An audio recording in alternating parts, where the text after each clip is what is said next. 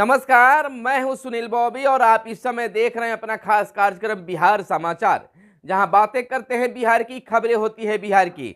बिहार के खबरों के साथ साथ देश दुनिया में क्या कुछ चल रहा है, तमाम खबरों से हम आपको कराते हैं अपडेट।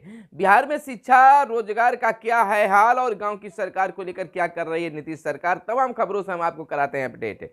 बिहार में इन दिनों फिर से एक बार ठंड बढ़ गई है। सुबह और शाम और अधिकतम ताप में पारा गिर रहा है, कनकनी बढ़ी हुई है। दूसरी खबर की ओर एक बहुत बड़ी खबर निकलकर सामने आई है कि बालू खनन स्थल से 300 मीटर की दूरी में ही भंडारण करना होगा। नया नियम बना है कि बालू खनन स्थल से 300 मीटर की दूरी में ही भंडारण करना होगा, इससे ज्यादा दूर नहीं। बंदोबस्तधारियों को भंडार स्थल की जानकारी विभागीय पोर्टल पर उपलब्ध करानी होगी। निर्धारित दायरे के बाहर बालू रखने पर अवैध भंडारण माना जाएगा। इधर विभाग को विभिन्न स्रोतों से अवैध भंडारण की मिल रही है कई शिकायतें। 25 जिलों में बालू घाटों की होगी नीलामी। आपको बता दें, इस समय 25 जिलों में बालू घाटों की नीलामी की प्रक्रिया फिर से शुरू होने वाली है। इन जिलों में 900 से अधिक बालू घाटों का नीलामी किया जाना है। ऐसे में विभाग ने बालू के भंडारण को लेकर सरकार की नीति को स्पष्ट कर दिया है। बालू घाटों की नीलामी के साथ ही इस नियम को भी संलग्न कर दिया गया है। बालू घाटों को बंदोबस्तधारियों को पहले से इस नियम के अनुपालन के संदर्भ में बता दिया गया था। आपको बता दें कि राज्य सरकार बालू के अवैध खनन के बाद अब उनके अवैध भंडारण पर भी प्रभावी रोक लगाने की तैयारी में है। इधर बताते चले कि इसके लिए मौजूदा प्रावधान को और कड़ा बना दिया जा रहा है। अब चालू बालू के खनन के बाद उसे 300 मीटर के दायरे में ही रखना होगा, इससे बाहर उसका भंडारण अवैध माना जाएगा। इधर मायावती का 67वां जन्मदिन मना और सर इंटरमीडिएट प्रायोगिक परीक्षा की बात है कि सर माइक्रोस्कोप क्या होता है हमने कभी देखा नहीं है। 10 जनवरी से शुरू हुई इंटर प्रायोगिक परीक्षा 20 जनवरी तक चलेगी, यानी कि प्रायोगिक परीक्षा चल रही है, प्रैक्टिकल कॉपी जमा हो रहे हैं, प्रैक्टिकल की परीक्षा हो रही है। लेकिन जब बच्चों से पूछा जाता है कि प्रयोगशाला क्या है, माइक्रोस्कोप क्या है, तो बहुत सारे बच्चे जानते नहीं हैं। लेकिन प्रैक्टिकल की परीक्षा ली जाती है। लोग बताते हैं कि जहां पहले हाई स्कूलों में प्रयोगशाला हुआ करता था, बच्चे देखा करते थे, लेकिन अब केवल इसका नाम मात्र ही रह गया है। काफी जगहों पर कहीं जगहों पर ही प्रयोगशाला है और नहीं तो केवल प्रयोगशाला लिखा हुआ रूम ही नजर आते हैं। बच्चे नहीं जान पाते हैं कि माइक्रोस्कोप क्या है, प्रयोगशाला में क्या कुछ होता है। इधर सुनवाई कार्यक्रम, कल 2 मंत्री होंगे शामिल। राजद के सुनवाई कार्यक्रम में इस बार मंगलवार को सहकारिता मंत्री सुरेंद्र यादव एवं आपदा प्रबंधन विभाग के मंत्री शाहनवाज आलम पार्टी के कार्यकर्ताओं से मिलेंगे और उनकी समस्याओं की सुनवाई करेंगे। रविवार की पार्टी के प्रदेश प्रवक्ता एजाज अहमद ने इस आशय की जानकारी दी है।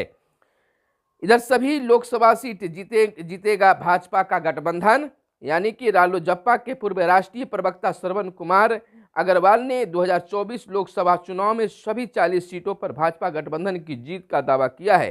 कहा है कि पूरे देश में नरेंद्र मोदी की लोकप्रियता की सुनामी चल रही है। इधर गांव की सरकार को लेकर वार्ड सदस्यों के लिए कई योजनाएं आ रही है, यानी कि वार्ड में काम कराने के लिए विभिन्न तरह के कार्य सरकार ने योजना लागू किया है। इसको लेकर धीरे धीरे पत्ता खुलेंगे, यानी कि वार्ड सदस्यों को भी उसमें सहभागिता होगी। हालांकि यह फंड तो मुखिया जी के पास आएंगे, लेकिन वार्ड के लिए ही यह काम होगा। इधर मानस प्रकरण की बात में है कि कोई कुछ भी कर ले, महागठबंधन टूटने वाला नहीं है, तेजस्वी यादव ने कहा है।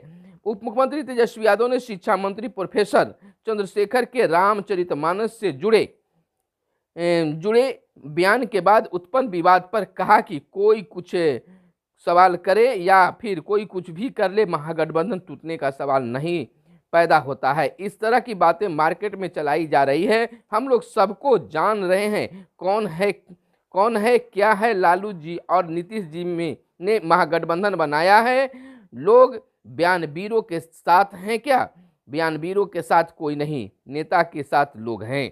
कौन क्या कह रहा है, इसमें क्या है, मुद्दे की बात होनी चाहिए। ये क्या कोई मुद्दा है? श्री यादव रविवार की शाम दिल्ली से पटना लौटने के बाद एयरपोर्ट पर मीडिया से बातचीत कर रहे थे। इधर हम आपको बताते चले कि सभी लोकसभा सीटों पर तो भाजपा का जीत तय लोग बता रहे हैं उनके नेता। और इधर तुष्टीकरण नीति को मंत्री ने बयां किया। इधर भाजपा ओबीसी मोर्चा के राष्ट्रीय महासचिव डॉक्टर निखिल आनंद ने कहा है कि शिक्षा मंत्री ने राजद के तुष्टीकरण वाली राजनीति के एजेंडे के तहत ही बयान दिया है। सरकार को शिक्षा मंत्री के बयान पर अपनी राय रखनी चाहिए। इधर समीर सिंह के आवास पर भोज में जुटे कांग्रेसी और राज्य के सभी 40 महिला थाने होंगे सुविधाओं से लैस, और जिन थानों में अपना भवन नहीं उन्हें भी दी जाएगी 2-2 गाड़ियां।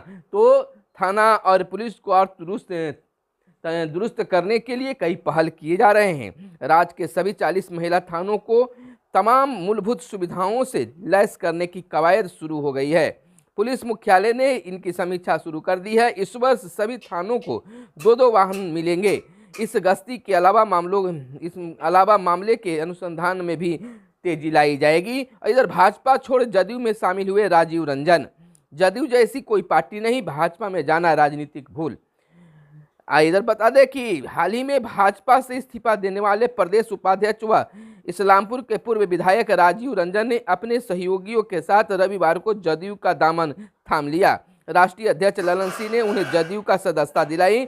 मिलन समारोह के बाद राजीव रंजन ने मुख्यमंत्री नीतीश कुमार से जाकर मुलाकात की। कहा सीएम ने दल में उनका स्वागत किया। सीएम आवास में राष्ट्रीय अध्यक्ष भी मौजूद रहे। और इधर जैविक खाद के इस्तेमाल पर अनुदान, गन्ना किसान की बात है। अधिकतम 2.5 एकड़ के लिए दिया जाएगा योजना का लाभ। जैविक खाद से उत्पादन और मिट्टी की उर्वरा शक्ति बढ़ेगी। इधर महाधिवक्ता पीके शाही का किया गया अभिनंदन।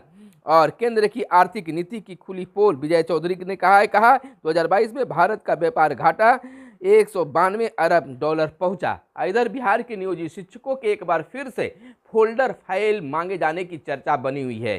शिक्षकों में फिर से एक बार हड़कंप मच गया है। उनका कहना है कि मैंने शैक्षणिक प्रमाण पत्र जमा किया है और बार बार यह फोल्डर फाइल की मांग और फोल्डर फाइल की चर्चा बनाना शिक्षकों को मानसिक शोषण किया जा रहा है। और इधर सभी विभाग के चालकों को दिया गया प्रशिक्षण, अलर्ट जारी किया गया। सर्द पछुआ ने बढ़ाई ठंड, 9 डिग्री तक लुढ़का अधिकतम तापमान। और इधर दुस्साहस ससुराल में महिला की हत्या, छानबीन में जुटी पुलिस। यह घटना औरंगाबाद जिला से निकलकर सामने आई है। आपको बताते चले कि नेपाल में विमान हादसा, 5 भारतीय समेत 68 की मौत बताई जा रही है। उतरने से चंद लम्हे पहले खाई में गिरा विमान। मृतकों में सीतामढ़ी का युवक भी शामिल। और वनडे इतिहास की सबसे बड़ी जीत भारत की दर्ज हुई है। इधर बता दें, वंदे भारत आत्मनिर्भरता की ओर बढ़ने का प्रतीक पीएम मोदी ने कहा है। उन्होंने कहा है कि मकर संक्रांति के अवसर पर तेलंगाना और आंध्र प्रदेश से जोड़ने वाली सिकंदराबाद विशाखापट्टनम वंदे भारत एक्सप्रेस को हरी झंडी दिखाकर रवाना किया। मोदी ने वंदे भारत ट्रेन को गुलामी मानसिकता से निकालकर आत्मनिर्भरता की ओर बढ़ाने का प्रतीक बताया। और इधर एमबीबीएस छात्रों की पढ़ाई पर रखने की तरीका बदलेगा। और रोहतास की बात है कि रेप की नियत से 2 बहनों को उठाया, विरोध करने पर एक की हत्या। और रिश्वतखोर रेलवे अधिकारी को सीबीआई ने पकड़ा। और कहीं से वोट डालने की प्रक्रिया आज देगी पार्टियां। और इधर हम आपको बता दें कि अमेरिका की बोनी गैब्रिएल मिस यूनिवर्सल बनी। और शिक्षाविदों ने चैट जीपीटी पर जताई चिंता। और इधर कुछ और खबरें हम आपको फटाफट अंदाज में बता दें देश दुनिया की कि नेपाल में 5 वर्षों का सबसे भयानक विमान हादसा बीते दिन हुआ है। 2018 में हुआ था बड़ा हादसा। ढाका से उड़ रहा था विमान, काठमांडू में लैंडिंग के वक्त क्रैश हो गया था। 71 में से 51 की मौत हो गई थी इसमें। और सीमा पार आतंकी ढांचा बरकरार, सेना प्रमुख ने सेना दिवस पर कहा। मोदी 2024 में फिर से पीएम चुने जाएंगे, गृह मंत्री अमित शाह ने दिया है बयान। जो जिला सुरंग में फंसे 172 मजदूरों को निकाला गया और जांच में सेवानिवृत्त अफसरों को शामिल न करे, सीवीसी ने कहा है। इधर बसपा चुनावों में गठबंधन नहीं करेगी, मायावती ने साफ शब्दों में कह दिया है। और गोल्ड बॉन्ड 3 वर्ष में सबसे महंगा। भीम यूपीआई प्रोत्साहन पर जीएसटी नहीं लगेगा। पुराने वाहनों को कबाड़ करने के लिए राज्यों को मिलेगा प्रोत्साहन। अब भारत ने रूस से रोजाना 10 लाख बैरल कच्चा तेल खरीदने की बात कही है। और भारत को ड्रा पर रोक इंग्लैंड शीर्ष पर कायम। एक बार फिर से भारत की जीत दर्ज हुई है। तो फिर मिलते हैं अगले वीडियो में, तब तक के लिए चाहिए इजाजत। कैमरे के पीछे हैं मिस्टर आशीष। धन्यवाद। जय हिंद।